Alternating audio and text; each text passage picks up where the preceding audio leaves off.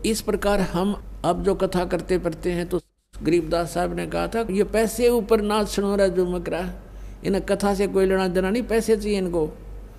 एक बार एक गांव में एक मनीराम नाम का ब्राह्मण कथा करे था, और पैसे के लालच में 7 दिन की छोड़ उन्हें 30 दिन का रख दिया। 30 दिन कथा करूंगा भागवत की, रोजाना 1-1, 2-2 घंटा ऐसा शुरू कर दिया। उसने सोचा रोज के 2-4 रुपया होंगे तो भी 100-125 रुपये महीने में तेरे को मिलेंगे। अब क्या हुआ कि 30वें दिन, जिस दिन उसका कथा का भोग पड़ना था, उसने भोग का ढिंडोरा पिटवा दिया, आवाज़ लगा दी। उस दिन उसी गांव के कुछ व्यक्ति शरारती टाइप से कि भाई आज कथा का भोग लगेगा और इस ब्राह्मण के घने पैसे आवेंगे।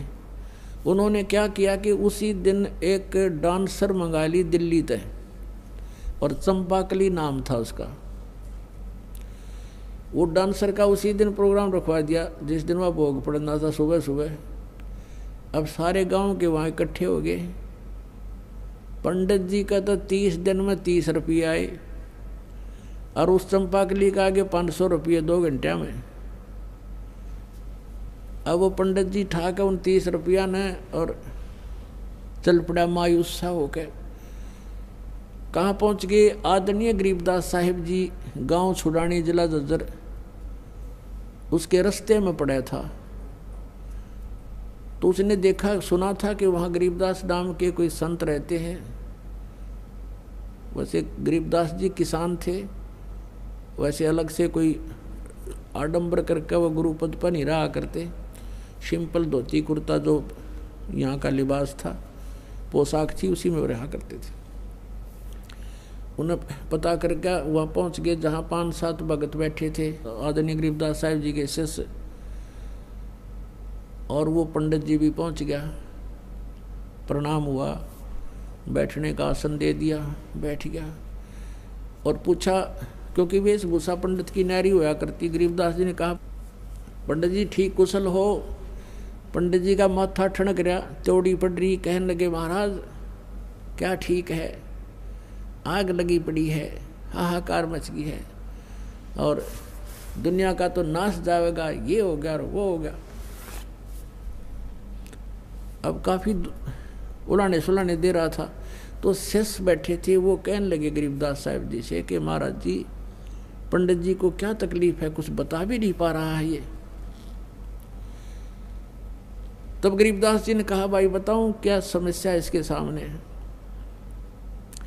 फूटी ज्ञान विवेक की, अंधा है जगदीश, और भाई चंपाकली का 500 और मनीराम को 30, यो रोड़ा पड़ रहा है इसके जी ने।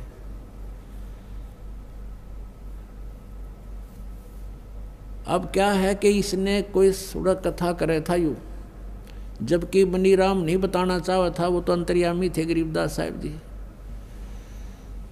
वो उसकी बता दी सच्चाई। फिर वो मनीराम कहने लगा, महाराज आपने क्यों करबेरा पट्टा, आपको कैसे पता लगा मेरी समस्या का? ने बोला, भाई भगवान की दया होगी, हो रही है मेरे पे, इसलिए पता लग गया। लेकिन तूने अपनी समस्या का पता नहीं, मुझे तेरी समस्या का पता है। अब एक बात बता, तू गाली दे रहा उनके गांव के उन शरारतियों को, और तेरा क्या उद्देश्य था वहां पर? तू चंपाकली ने बूंदी मान रहा, तेरा क्या उद्देश्य था?